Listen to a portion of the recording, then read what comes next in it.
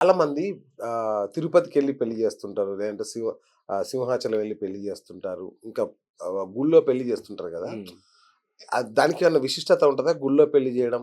అంటే ఇదివరకు కొంతమంది పుట్టినప్పుడు మొక్కుకుంటారు. పిల్లలు ఆ! పుట్టనప్పుడు, అచ్చా! లేపోతే ఏమన్నా ప్రాబ్లమ్స్ వచ్చినప్పుడు, ఓకే. ఇలా నేను నీ దగ్గరికొచ్చి పలానా సత్యనారాయణ వ్రతం చేసుకుంటే సంతానం కలిగింది అక్కడ. లేదా ఆ! వెంకటేశ్వర స్వామికి మొక్కుకుంటే సంతానం కలిగింది. ఆ!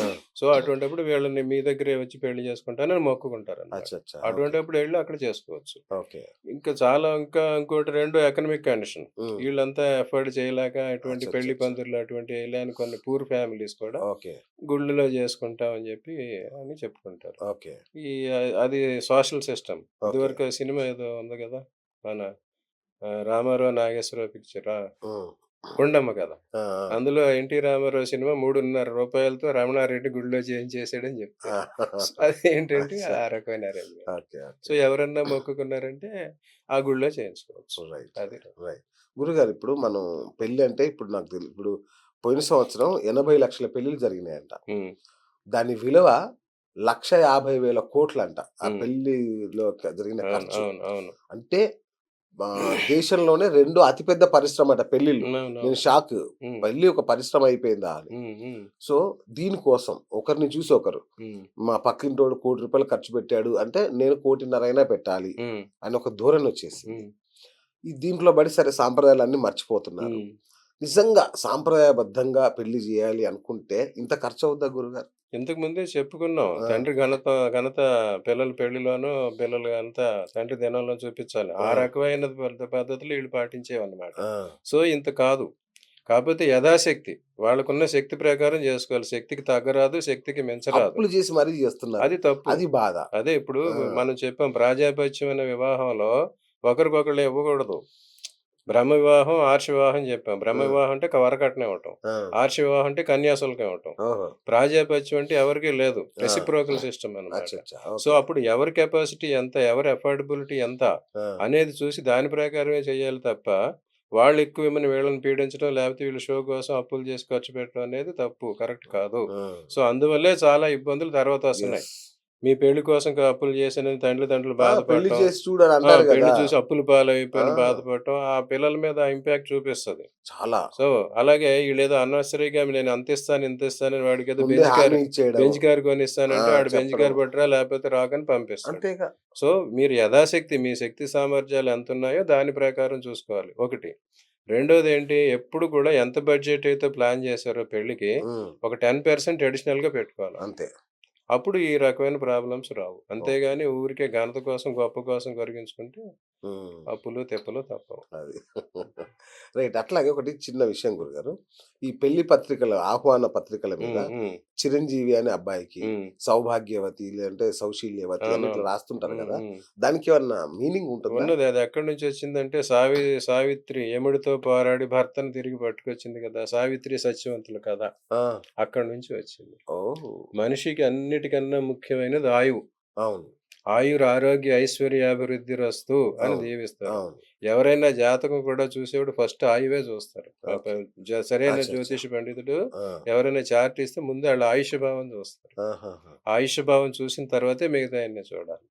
సో, ఆయుష్ ఉంటేనే అందరికి కారణం. అందుకు భర్త మీదే ఎక్కువుంటే గనక భర్త దీర్ఘాయువుగా ఉండాలి. ఓకే. అందుకు వరుణ్ణి చిరంజీవి అని దీవిస్తారు. ఓకే. ఈమెను సౌభాగ్యవతి అంటారు. సౌభాగ్యం అంటే ధనం కాదక్కడ మాంగళ్య బలం. అచ్చచ్చా! పసుపు కుంకుమలుండే సౌభాగ్యం అన్నమాట. ఆ! ఈమెకి చిరంజీవి లక్ష్మీ సౌభాగ్యవతి అని అవును. అమ్మాయికంటారు. అవును. 3 అవును. ప్రిపోజిషన్స్ ఉంటాయి. మూడిస్తారు. అవును. వరుడికి ఒకటే ఉంటది. ఆ! వాడు చిరంజీవి. ఆ! వాడు చిరకాలం జీవించాల. ఆ! ఈ అమ్మాయి చిరంజీవి, లక్ష్మీ లక్ష్మి సౌభాగ్యవతి. సౌభాగ్యవతి. సో, ఎందుకంటే వాడు అల్పాయుష్కుడు సత్యవంతుడు. హ్మ్. ఈమేమో సౌభాగ్యం పోయింది సావిత్రికి. హ్మ్. సో, ఆమె దాని కోసం పోరాడి మళ్ళీ సౌభాగ్యం కోసం సత్యవంతుడిని యముడి దగ్గర నుంచి పట్టుకొచ్చింది. ఓకే. సో, అందుకు సౌభాగ్యవతి అయిందామె. ఆహాహా! అప్పుడు భర్త చిరంజీవి అయ్యాడు. సో, ఈ రకంగా భార్యాభర్తలు ఈ రకంగా ఉండాలని చిరంజీవి అని వరుణ్ణి, లక్ష్మీ సౌభాగ్యవతి అని వధువుని పెడతారు. వ ఓహో! ఆశీర్వదిస్తారన్నమాట. దీని వెనక ఇంత స్టోరీ ఉందా? అదేదో నోటికి చిరంజీవ చిరంజీవి అనేదో ఆ! దీవించేసినట్టు ఏదో కాదు. మామూలుగానే అదే నాకు డౌటొచ్చింది. ఏంటి వీటన్నిటిల్లో ఇట్లా ఎందుకుంటది ప్రత్యేకంగా మామూలుగా ఇంటి పేరు పెడితే సరిపోతది. ఇట్లా ఎందుకుంటదా అనుకున్నాను. అద్భుతమైన స్టోరీ చెప్పారు నిజంగా. సో చాలా మందికి పెళ్లి చేసుకోవాలని చాలా ట్రై చేస్తారు. అంటే మోడీ లాంటి వాళ్ళు వద్దనుకోని వదిలిపెట్టిపోవడం వేరైతే, చాలా మంది ఎంత ట్రై చేసినా పెళ్ళిళ్ళు కావు కొందరికి. అదేమన్నా దోషమా? వాళ్ళ జాతక దోషమా ఏదన్నా? రకరకాల దోషాలున్నాయి పెళ్లి కాకపోవటానికి. ఆ! ఇదివరకు చెప్పుకున్నాం 4, 8, 12 స్థానాల్లో ఎక్కువ గ్రహాలున్నా లేతే దుష్ట గ్రహాలున్నా వాళ్ళకి పెళ్లి కాదు. పరివ్రాజక యోగం. ఆ! అలాగే రకరకాల శాపాలుండి వాళ్ళ వంశం అభివృద్ధి చెందకూడదు. అలా ఆహా! శాపాలున్న వాళ్ళకి కూడా పెళ్లి కాదు. అందులో పితృదేవతల శాపాలుంటాయి, నాగ శాపాలుంటాయి, గురు శాపాలుంటాయి, ఆ! మిగతా వాళ్ళ బంధు శాపాలుంటాయి. ఇలా రకరకాల శాపాలుంటాయి. సో, అటువంటి శాపగ్రస్తులకి అసలు పెళ్ళే జరగకుండా సంతానం వాళ్ళకి వంశం పెరగాలి, సంతానం కలగాలి. కానీ అయన్నీ జరగాలంటే ముందు పెళ్లి జరగాలి. సో, పెళ్లి ఆగిపోతే ఇంకేం జరగవు కదా! ఇదయిపోయి సో, అక్కడికి అక్కడికే నిర్వంశం విఘ్నం, విఘ్నం అయిపోద్దక్కడికి. వచ్చేస్తది. అలా. అట్లాగే చాలామంది పితృదేవతలు మన వంశంలో జన్మించిన వాళ్ళు మళ్ళీ తిరిగి వాళ్ళు మన వంశంలో జన్మించాలని కోరుకోవాలి. అచ్చా! మళ్ళీ వాళ్ళు ఏ గర్భంలో పుట్టాలి. హ్మ్. సద్యోజాతం మంచి గర్భంలో పుట్టాలన్నమాట. అవును. సో, వాళ్ళు కోడల్ని కూడా ఏ గర్భంలో పుట్టాలనే దానికి కూడా వెయిట్ చేస్తా ఉంటారు. ఓకే. సో, కుటుంబంలో 5, 6 పిల్లలున్నారంటే, వాళ్ళు మళ్ళీ ఎవరు మంచి పద్ధతుల్లో ఉన్నారు, ఎవరి కడుపున మనం పుట్టాలనేది కూడా వాళ్ళు డిసైడ్ చేసుకుంటారు. ఓహో! చచ్చి నీ భగవంతుడు. కడుపులో పుడతానురా ఆ! అంటే అదేనా? ఓకే. అదన్నమాట. అలా ఇంకోటేంటంటే, ఆ! మన సంతానం మనం మన మన మన పుట్టే సంతానం మనకు మంచి చేసేవాళ్ళు మనకు పుడతారు. చెడు చెడు చేసేవాళ్ళు కూడా చేసేవాళ్ళు పుడతారు. మన బ్రహ్మాండంగా. శత్రువులు, మిత్రులు కూడా మన కడుపునే పుడతారు. అవును. ఆ! వాళ్ళకి అదేం చేసి వాళ్ళకి మంచి చేస్తే ఆ మంచి రుణం తీర్చుకోవడానికి వీళ్ళు పుడతారు. ఆ!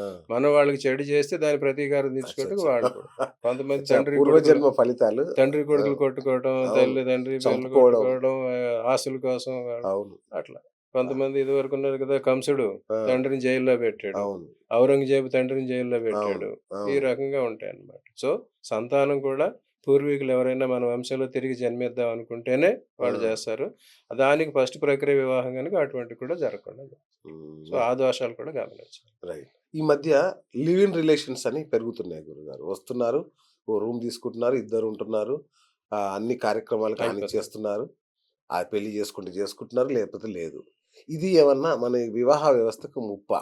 వివాహ వ్యవస్థకి ముప్పే. ఆ! అది కూడా వాళ్ళు చేసుకున్న పాపాల వల్లే. వాళ్ళు ఆ! చేసుకున్న పాపాల వల్లే ఉంటది. లివింగ్ రిలేషన్ ఉన్నది. మన ఇండియా ఇదివరకు విదేశాల్లో ఎక్కువున్నది. ఇప్పుడు కొంతమంది వెస్ట్ ఇండియన్ క్రికెటర్స్ వస్తారు. వాళ్ళలో చాలా మందికి ఇద్దరు, ముగ్గురు గర్ల్ ఫ్రెండ్సు వాళ్ళకి మళ్ళీ పిల్లలు కూడా. ఆ! But they do not marry.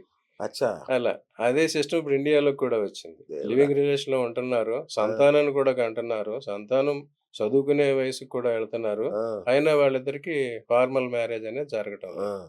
అది కూడా గ్రహ దోషాలను బట్టే ఉంటదనమాట. బుధుడు, గురువు, శుక్రుడు ఎఫెక్ట్ ఉన్నవాళ్ళు ఇలాంటి పరిస్థితొస్తది. ఆ!